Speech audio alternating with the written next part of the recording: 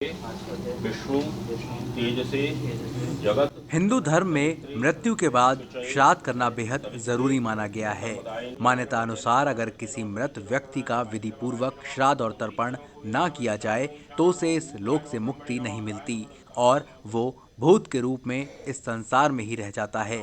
इसलिए पितरों की मुक्ति के लिए श्राद्ध पक्ष का बेहद महत्व है। सोमवार से 16 श्राद्ध आरंभ हुए। इस साल षष्ठी तिथि के बढ़ने से 17 दिनों के श्राद्ध दिन होंगे। आचार्य रामचंद्र शर्मा ने बताया कि पितृ पूर्वज हवा की गति से मनुष्य लोक में आते हैं, इसलिए श्राद्ध पक्ष की अमावस्या तिथि का महत्व भी है। श्राद्ध पक्ष के दौरान समस्त तिथि वारों में पितरों की तृप्ति के लिए श्राद्ध करना चाहिए। उन्होंने बताया कि जिन्हें अपने पितरों की तिथि ज्ञात नहीं हो वो अमावस्या पर श्राद्ध कर्म कर सकते हैं। श्रद्धया क्रियते यत् तत् श्राद्धम, जो श्रद्धा से किया जाए, प्रेम से किया जाए, मन से किया जाए, शुद्धता और पवित्रता से किया जाए, वह श्राद्ध है। आज से 17 दिनों के 16 श्राद्ध प्रारंभ होंगे। षष्ठी तिथि की वृद्धि होने से इस वर्ष 16 श्राद्ध 17 दिनों के हैं। 26 व 27 सितंबर को षष्ठी तिथि का श्राद्ध 2 दिन तक किया जाता है। सामान्यतः श्राद्ध का जो काल होता है, मध्याह्न काल और अपराह्न काल में श्राद्ध कर्म जो है पितरों के निमित्त किया जाता है। देव पितृ कार्याभ्याम न प्रमदितव्यम। धर्मशास्त्रों की मान्यता है कि देवताओं के साथ पितृ कार्यों में कभी भी आलस्य और प्रमाद नहीं करना चाहिए। 16 श्राद्ध में पितृगण पितृलोक से वायव्य गति से अर्थात हवा की गति से मनुष्य लोक में आते हैं और 16 दिन पर्यंत यह निहारते हैं, यह देखते हैं कि हमारे परिजन मृत्यु तिथि पर श्राद्ध कर्म कर रहे हैं अथवा नहीं। जिस पितरों के परिजन श्राद्ध तिथि पर श्राद्ध कर्म, तर्पण अथवा ब्राह्मण भोजन कराते हैं, निश्चित रूप से पितृ उन्हें सुख, शांति और समृद्धि का आशीर्वाद प्रदान कर पुनः पितृलोक को लौट जाते हैं। ऐसा वह सर्वपितृ अमावस्या की सायंकाल पर्यंत जो है देखते हैं। इसलिए पितरों के निमित्त अपने जो पितृ हैं दिवंगत, उनके निमित्त जो है श्राद्ध, तर्पण अथवा ब्राह्मण भोजन अवश्य करना चाहिए। आश्विन कृष्ण पक्ष का जो महीना होता है वह पितृपक्ष के नाम से जाना जाता है। इसमें सामान्यतः 15 दिन होते हैं, किंतु भाद्र शुक्ल पूर्णिमा से लगाकर आश्विन कृष्ण अमावस्या के ये जो 16 दिन होते हैं, ये 16 श्राद्ध के नाम से जाने जाते हैं। आज भाद्र शुक्ल पूर्णिमा को पूर्णिमा का श्राद्ध किया जाता है। उसके साथ ही श्राद्ध की तिथियों का क्रम जो है कृष्ण पक्ष में प्रारंभ होता है। प्रतिपदा, द्वितीया, तृतीया, चतुर्थी, पंचमी। इस वर्ष षष्ठी तिथि यानी छठ की जो है वृद्धि है, छठ 2 दिनों तक है। इसलिए छठ तिथि का श्राद्ध 26 और 27 सितंबर को किया जाएगा। आचार्यों की माने तो 100 वर्ष के बाद ऐसा संयोग बन रहा है जिसमें हमें पितरों के निमित्त श्राद्ध जरूर करना चाहिए। नमस्कार, मेरा नाम है यश भारद्वाज और आप देख रहे हैं ध्वनि news the sound of humanity. आज हम आए हैं मथुरा के अस्कुंडा घाट पर, जहां पर हम जानेंगे कि पितृपक्ष किस तरह से मनाया जाता है, किस तरह से श्राद्धों को मनाया जाता है और श्राद्धों की क्या महत्वता होती है। आचार्य जी, पहले तो अपना नाम बताइए और ये बताइए कि श्राद्ध की क्या महत्वता होती है। देखिए, जय श्री कृष्णा। जमुना किनारे अपन बैठे हुए हैं, शुद्ध पावन विशुद्ध मथुरा तट है ये। श्रद्धा नाम श्राद्ध, श्रद्धा नाम श्राद्ध। जो श्रद्धा से किया जाए वो श्राद्ध है।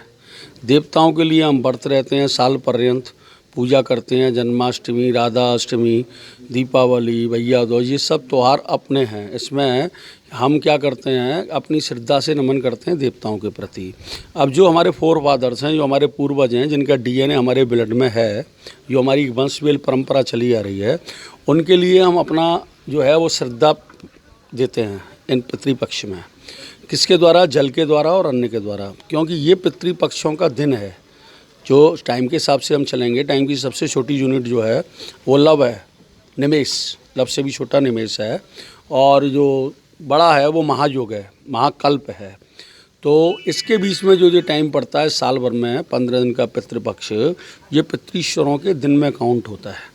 तो वो ये आशा करते हैं कि हमारे जो वंश के लोग हैं वो हमको कम से कम तिल और जल से हमारा तर्पण करें और हमारे निमित्त किसी ब्राह्मण को भोजन कराएं। श्रद्धा नाम श्राद्ध। केवल ब्राह्मण को भोजन कराने का मतलब श्राद्ध नहीं है। आप अपने पितृश्वरों के निमित्त वृक्ष लगाओ, वो श्राद्ध है। प्याऊ लगाओ, वो श्राद्ध है। अन्न भंडारा चलाओ, वो श्राद्ध है। श्राद्ध का सीधा सीधा सा मतलब ये है कि श्रद्धा नाम श्राद्ध। हम जो है क्या थैंकलेस नहीं है अपने उन फोर फादर्स के लिए, जिन्होंने हमारे लिए एम्पायर छोड़ा, जिन्होंने हमारे पीछे हम दुकान मकान अपना व्यापार सब छोड़ दिया। हम उनको तिल और जल के द्वारा उनको श्रद्धा रूपी पुष्प अर्पित करते हैं। आचार्य बताते हैं कि पितृपक्ष में दिनों का बढ़ना अनिष्टकारी है, इससे ज्वर के हालात बन सकते हैं। आचार्य रामचंद्र शर्मा ने श्राद्ध के विशेष दिनों की जानकारी देते हुए बताया है कि किन किन दिनों में किस किस के लिए श्राद्ध करना चाहिए। उन्होंने बताया कि पितरों के काम में किसी भी तरह का आलस नहीं करना चाहिए, क्योंकि पितरों को देवताओं से अधिक माना गया है। मृत्यु तिथि पर 1, 3, 5, 7 ये विषम संख्या में ब्राह्मण भोजन कराने से यह सब जो है पितरों को प्राप्त होता है। इस वर्ष 16 श्राद्ध में 100 वर्षों के बाद, यानी शताब्दी के बाद विशेष संयोग जो है प्राप्त हो रहे हैं। सर्वपितृ अमावस्या को गजत छाया महायोग है, तो आज जो है प्रोष्ठपदी पूर्णिमा यानी महालय के आरंभ पर जो है विशिष्ट दुर्लभ संयोग जो है सर्वार्थ सिद्धि योग का हमें प्राप्त हो रहा है। आपको बता दें कि ब्रह्म वैवर्त पुराण के अनुसार देवताओं को प्रसन्न करने के लिए पहले मनुष्य को अपने पितरों यानी पूर्वजों को प्रसन्न करना चाहिए। ज्योतिष के अनुसार भी पितृ दोष को सबसे जटिल कुंडली दोष माना जाता है। पितरों की शांति के लिए हर वर्ष भाद्रपद शुक्ल पूर्णिमा से अश्विन कृष्ण अमावस्या तक श्राद्ध किया जाता है। मान्यता है कि इस दौरान कुछ समय के लिए यमराज पितरों को आज़ाद कर देते हैं ताकि वो अपने परिजनों से श्राद्ध ग्रहण कर सकें। पुराणों के अनुसार श्रद्धा युक्त होकर श्राद्ध कर्म करने से पितृगण ही तृप्त नहीं होते, बल्कि ब्रह्मा, इंद्र, रुद्र, दोनों अश्विनी कुमार, सूर्य, अग्नि, अष्टवसु, वायु, ऋषि, मनुष्य, पशु पक्षी और सरीसृप आदि समस्त भूत प्राणी भी तृप्त होते हैं। जिन लोगों के मन में अपने पितरों के प्रति श्रद्धा है और वो किसी कारणवश उनका श्राद्ध नहीं मना पा रहे हैं, चाहे उसकी वजह पैसा हो या समय की कमी हो या फिर वो दूर देश में हो, तो वो किस तरीके से श्राद्ध मना सकते हैं, आइए जानते हैं हम पंडित जी से इस बारे में। श्रद्धा हो, पैसा ना हो, वो क्या करें, तो उसके लिए मैंने आपको वो साधन बताया कि बोले दक्षिण दिशा की तरफ दोनों हाथ करके खड़ा हो जाए।